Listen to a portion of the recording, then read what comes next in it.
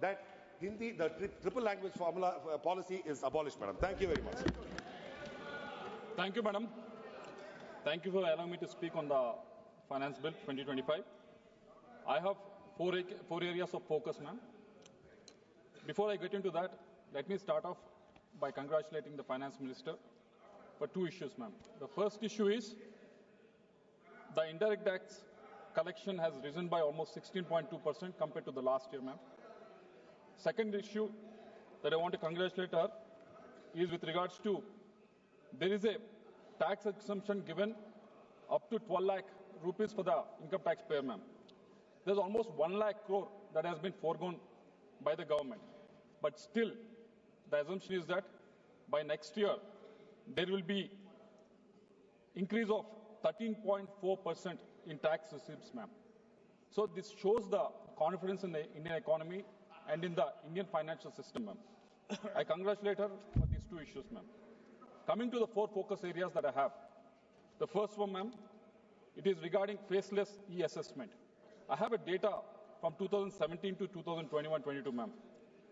This system has made this faceless assessment has made the system very transparent and also made very efficient, ma'am.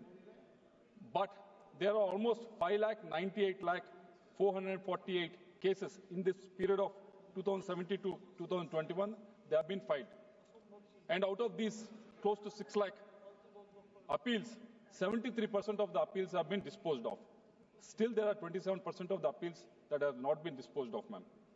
So the amount that is being locked up, because these appeals are not being disposed of, amount that is being locked up at any point of the time is almost 58 lakh crores, ma'am. So if I extrapolate that of the disposed 73% and calculate based on the 27% that has not been disposed of, it is almost 15 lakh crores of money that has been locked up in the system, ma'am. So I request the Finance Minister to clarify on the way forward so that this locked up amount can be released, so that it can be released into the second focus area is, ma'am, it's regards to the GST collection. It has grown by almost 77% from 11 lakh crore in 2020 to 20 lakh crore in 23-24, ma'am. But with the growth in the GST collections, there are also pending appeals that have grown from 5,000 to 15,000 in the last 5 years. This is almost 3 times the growth. So the way forward is, there are two ways that are there. The first one is whether we are going to take the 15th Finance Commission recommendation and make certain changes to the rates and merge them and make the GST simplified so that it's easier for the GST payers. And second way forward is, there are a lot of state goods and service tax appellate tribunals at the state level which are not functional, ma'am. I think the union government has to handhold the states and make these tribunals functional, ma'am. So if you do these two things, definitely these pending appeals that have been raising will be curtailed, and this will in a way add to the revenues of the state also, ma'am. And third focus area is the custom duty collection. In 25-26 budget that has been presented by the Finance Minister, the expectation of the custom duties is around 2,40,000 crores.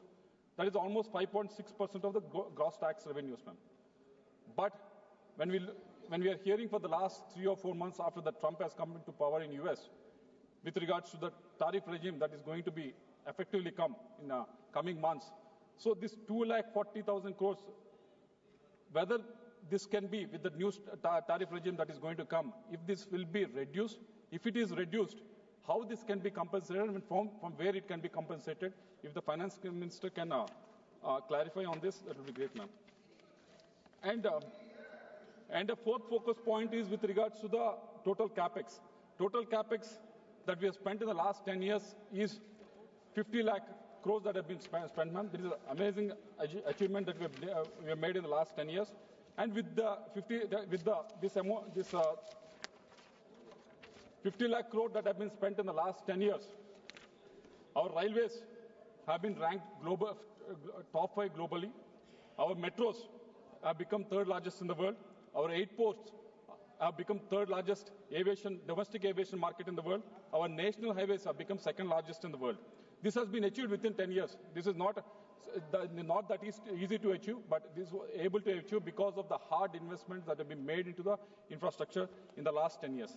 But in the last 2 years, most importantly, in the last 2 years, there's an underutilization of the capex.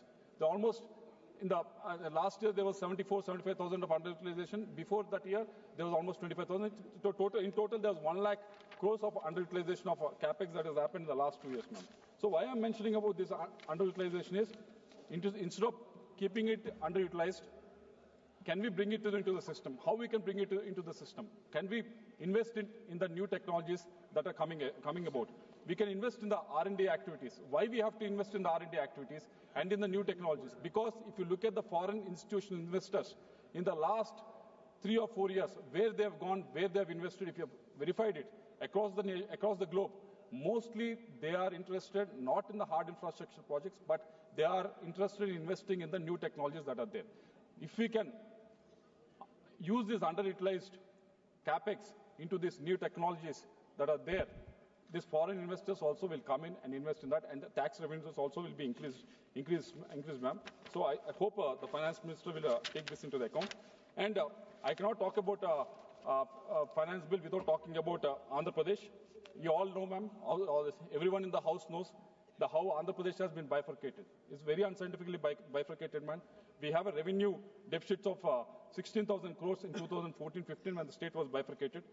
And the most shocking was when the national share of agriculture sector has reduced from 17% to 14.4% in the last 10 years, from 2014 to 2024. You know what has happened in Andhra Pradesh, ma'am? In Andhra Pradesh, our reliance on agriculture sector has increased from 24%, which was 24% in 2014, to 35% in 2024. So we have gone into the primary economic model. Even in the service sector, which is a tertiary economic activity, our share was 51% in 2014. It has come down to 41%. So our whole economy has been reversed. Our whole economy has been backslid into agriculture-dependent economy, ma'am.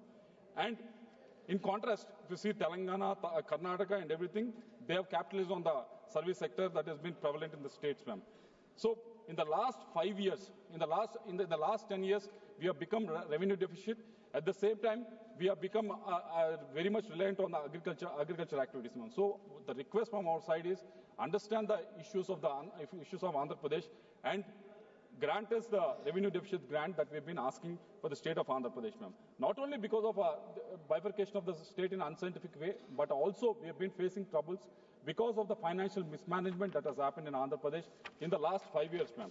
You all know, when you talk about Andhra Pradesh, the first thing that comes to anyone's mind in this house and everywhere is, they all talk about the big budgeted movies of Andhra Pradesh. You talk about Bahubali, you talk about RRR, you talk about Pushpa. They all collected 1,700 crores, 1,800 crores, 2,000 crores. Huge amounts they have collected.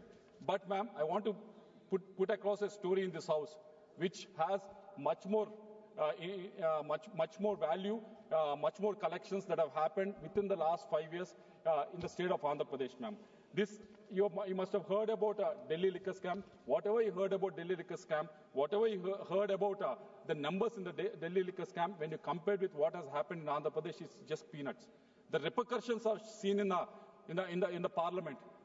There's an MP in the Rajya Sabha who has resigned from his post before his term has ended, even though he has 3.5 years of term, 4 years of term left. Even then, he has resigned and said, "I'm quitting politics." It's because of this liquor scam that has happened in Andhra Pradesh, ma'am. This liquor scam is just like how this RRR movie is there, how Pushpa movie is there, where there's a pre-production, production, and also distribution. Even for the liquor scam also, there's a pre-production, production, and distribution happen. What is the pre-production? Pre-production was the narrative was built. The narrative was built. The narrative was built in pre-production level. The narrative was built in the pre-production level where it was mentioned that once coming into power, we will definitely prohibit the alcohol in the state. we'll prohibit the alcohol in the state was a narrative built. If you don't prohibit the alcohol, the rates of the alcohol will be raised to such a level normal people cannot consume that. That is a narrative that was built at the pre-production level. What happened after that? After that, once the production stage has come, they have gone to the companies which are producing this alcohol and said, these companies which are producing the alcohol have said, we are raising this amount, we are raising these prices, you want to give it or not? They said, they're all international brands. They said, we cannot supply this alcohol at this rate. So they quit. So what happened at the production level was all the distilleries in the state, 20 to 25 distilleries were taken over. Not only those distilleries have taken over. On top of that, what has happened was 26 new companies were incorporated. 26 new companies were incorporated. Adan was incorporated in December 2019. Graysons, Leela, JR Associates, PV Spirits, they're all incorporated in March 2020. There are almost 26 new companies were incorporated for the production of this alcohol. What has happened once these companies were incorporated, they started producing new brands, which no one in this country ever heard of. I'll read out the name of these brands. SNJ 1000, British Empire, President's Medal, even President is not left out. HT Gold Whiskey, Anytime Gold, all these brands were brought into the market. Never heard of, never seen of. Never seen. These have all been given. They've been taken to the market, got into the market by these distilleries, which have come up within a few days after 2019. So what these brands have done at the production level, these brands have been produced. Once these brands are produced, how they will be distributed? They have given these brands to APSBCL, State Breweries Corporation Limited, and once they given it to State Breweries Corporation Limited, they were sold in the shops owned by the government. How they sold in the shops? That is a very interesting question. How they sold in the shops? They have given these breweries to all these shops, and once they are given there, all the transactions were cash transactions. No, there's no cash transactions. Sir, last 1 minute, sir, I'll conclude. Sir, I have 15 minutes time, sir, I'll conclude, sir. No digital payment. There's no digital payments. I'll give you the number, sir. Out of 99,000 crores that was sold in the retail shops in those 5 years, 2019 to 2024, only 650 crores were cashless transactions. So whereas in the country, where the 99,000 crores were in cash, that has happened, sir. Whereas in the country it was reversed. Yeah, the UPI transactions have gone from 1 lakh crores in 2017-18 to 200 lakh crores in 5 years, 138%. Whereas in Andhra Pradesh on the sale of liquor, it has been reversed. So I'll conclude in 1 minute, sir. Last 1 point, sir.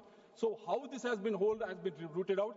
This, because of this, there's almost a mismanagement of 18,000 crores of money has been mismanaged. Whose money is this, sir? This money belongs to SC and ST communities. They need to be given to the SC subplans. This belongs to BC communities. This belongs to minority communities. This belongs to every citizen of this country, sir. Not only this 18,000 crores, sir.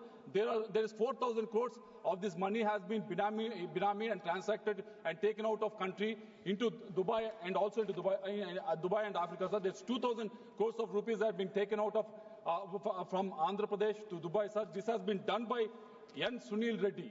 By using N. Sunil Reddy, he used a face of one infrastructure company in Hyderabad. Through that, 2,000 crores of money has been taken out and parked in Dubai, sir. Another 1,000 crores has been parked in Africa, sir.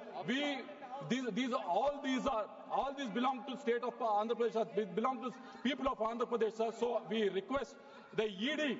We request the ED to investigate into every issue, investigation, because SIT, these are all the report. These are report given by SIT, sir. These are given by the SIT, sir. SIT has only certain extent where they can investigate, sir. But ED is the one which can verify the transaction that happens between the countries, sir. We request ED to intervene into this, sir. So with this observation, sir, we request revenue deficit grant to be given, and also we request think of the government to think of bringing, because in the Delhi we have seen, in Andhra we have seen bringing liquor under the GST, sir, so that this kind of camp won't happen. Thank you. महोदय, आपने मुझे 1 minute के लिए समय दिया, इसके लिए बहुत बहुत धन्यवाद। महोदय, इस सभा सदन में एक बातें हम सुनते हैं तो हमको तकलीफ होती है इस बात की कि सब प्रधानमंत्री आदरणीय नरेंद्र मोदी